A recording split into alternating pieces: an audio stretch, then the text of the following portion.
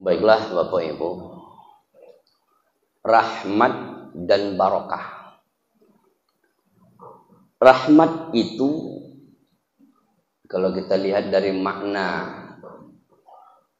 lughawinya kasih sayang. Lalu senantiasa kasih sayang Allah itu ada pada kita. Artinya sebagaimana oleh Allah memberikan sebuah jaminan, wa ma min dabbatin fil ardi illa 'alallahi rizquha. Allah berani menciptakan satu makhluk karena ia berani menjamin kehidupannya. Dan kasih sayang Allah itulah yang membuat kita bisa hidup sampai saat ini. Semata-mata Allah memberikan, tidak mengharapkan sesuatu apapun. Itu kasih sayang. Kasih sayang itu menggambarkan satu pemberian tanpa batas. Jadi rahmat Allah itu tanpa batas. Kalau kita kan sering masih punya batas ya. Misalnya seperti sabar. Kita berkata sabar itu ada batasnya. Itu manusia. Allah memberikan kasih sayang tanpa batas. Lalu barokah. Keberkahan itu kalau kita lihat maknanya adalah ketenangan. Segala sesuatu yang mengantarkan diri kita merasakan sebuah ketenangan, maka itu adalah sebuah keberkahan. Keberkahan itu kita peroleh dengan salah satu bukti kita merasakan sebuah ketenangan mendapatkannya. Termasuk seperti ibadah. Saya ingat ada pesan oleh Syekhul Islam Ibnu Taimiyah. Apa kata dia? Andai kata ibadah yang kamu lakukan itu tidak membawa ketenangan bagimu, maka engkau perlu curiga terhadap dirimu. Ada sesuatu yang salah. Itu Imam Ibnu Taimiyah. Idza lam tajid lil amali halawatan fi qalbika wan syirahan fattahimahu fa innar rabba ta'ala syakura. Jika amal dan ibadah yang kau lakukan itu tidak menjadikan ketenangan bagimu, masih ada kegelisahan dan kesusahan, berarti ada yang salah dan engkau boleh curiga tentang itu. Nah, ini makna dari ketenangan. Kalau kita tergolong orang yang mendapatkan keberkahan dari Allah, maka kita merasakan sebuah ketenangan. Tadi di awal pertemuan saya katakan ada 3. Keselamatan, rahmat Allah, dan keberkahan. Kebersamaan kita ini, kalau kebersamaan kita ini membuahkan sebuah ketenangan, maka ketenangan itu adalah sebuah keberkahan. Tapi ketika kebersamaan kita ini menimbulkan kegelisahan, itu berarti keberkahan itu telah tercabut dalam keadaan ini. Dan itu yang paling kita takutkan. Oleh kata Rasul, yarfa'illahul barakatuh min kasbihim. Ketika Allah cabut keberkahan, timbul kegelisahan, itu dengan sebab perbuatan manusia itu sendiri. Siapa mereka? Kata sahabat, ada Rasul bilang, mereka itu yafirruna minal ulama'i wal fuqaha. Mereka lah yang lari dari para ahli fikih, ahli hukum. Mereka tidak memperdulikan kata para ulama. Maka Allah cabut keberkahan, muncul kegelisahan.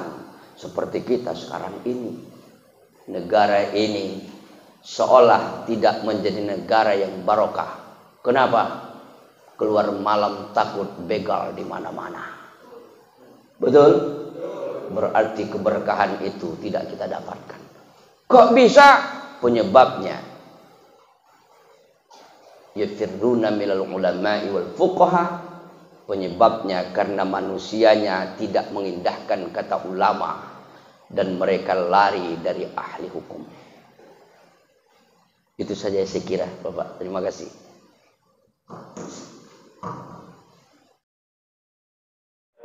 Pak Simin ya. Memang kalau Pak Simin sudah hadir, suasana jadi meriah. Pak Simin, kehidupan dunia dan kehidupan akhirat itu berbeda. Kita hanya memiliki sebuah kesempatan dalam persoalan kehidupan dunia. Akhirat urusan Allah. Bagaimana keadaan dan kondisi kehidupan akhirat itu tidak ikut campur tangan manusia lagi. Nikah, hubungan suami istri itu tipis.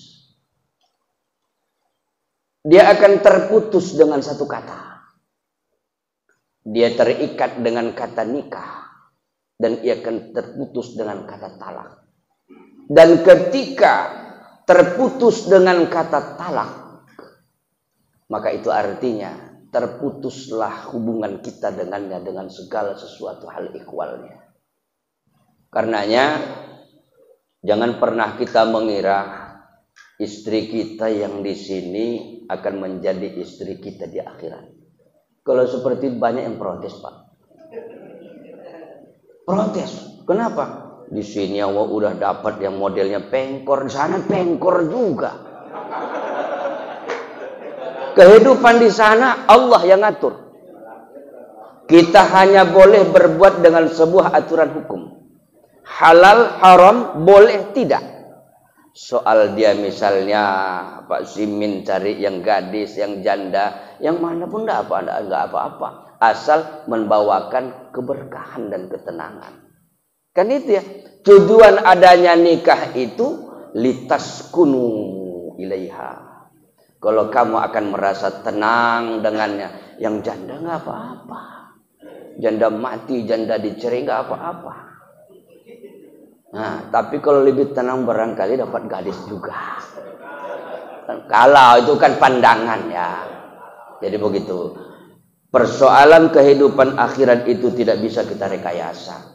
Dan ketika kita melakukan sebuah rekayasa tentang kehidupan akhirat itu dosa. Salah satu contoh. Ada pernah kita mendengar ya. Dia bilang tausiah melawak Das'at Latif. Pernah Bapak Ibu dengar itu ya, yang katanya kontraktor yang dari neraka dan kemudian yang mau membuat sebuah jembatan bertemu di satu pertemuan, yang katanya nggak siap-siap yang dari Mekah. Ditanya, kok nggak siap? Habis kontraktornya di neraka semua, dia bilang. Merekayasa dalam sebuah hikayah yang pada akhirnya hanya untuk melawak itu dosa, tidak bisa dipermainkan. Jangan mempermainkan kehidupan yang jangkauan akal dan pikiran kita tidak sanggup sampai ke sana. Begitu. Jadi mohon maaf Pak Simin. Itu pun kalau istilahnya ada niat, silahkan aja. Nah, terima kasih. Ini memang persoalan yang selalu muncul ya. Kurban. Kurban itu yang dasarnya adalah sebuah keikhlasan. Ketika ada seseorang di dalam melakukan ibadah kurban, tetapi terdapat di sana ada sebuah permintaan, itu akan merusak keikhlasannya. Ustaz, saya mau ikut kurban tapi nanti kaki belakang itu ya obat. Datang yang satu hatinya ya, datang yang satu maaf nih telurnya. Permintaan jenis yang seperti ini harus disikapi oleh panitia. Kurban itu pemiliknya ada 3. Satu, bagi yang berkurban boleh ikut menikmatinya, boleh ikut memakannya.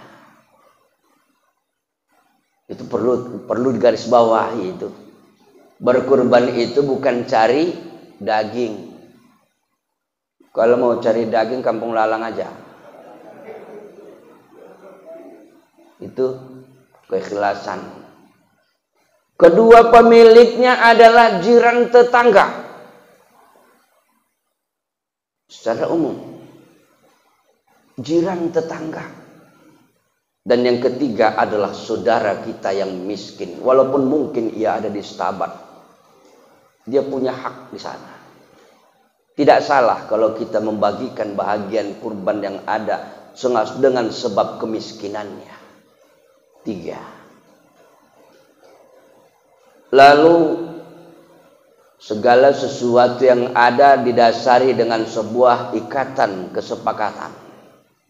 7 orang biasa dalam 1 ekor sapi atau lembu. Biaya ditanggung oleh 7 orang tersebut. Artinya mereka bertanggung jawab sepenuhnya dalam segala pembiayaan untuk berkurban itu. Lalu sisalah tadi dikemanakan ini? Sisa ini milik siapa? Sisa dana itu adalah pemilik pekurban.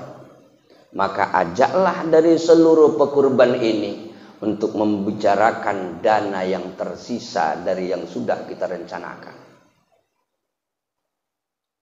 Jangan langsung kita ambil sikap, udahlah sedekahkan aja. Itu artinya Bapak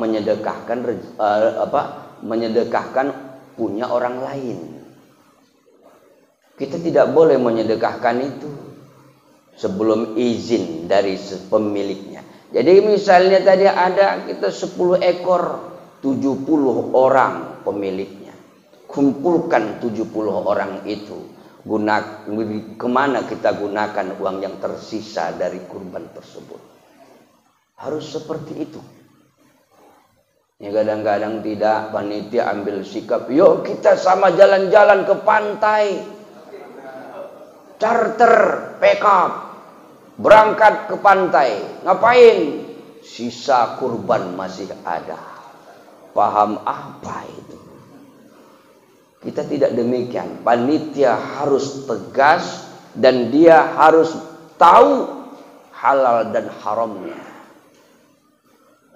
Jadi kalau itu persoalannya, sekali lagi, dana yang tersisa dari persoalan kurban harus diambil izin dari pemiliknya.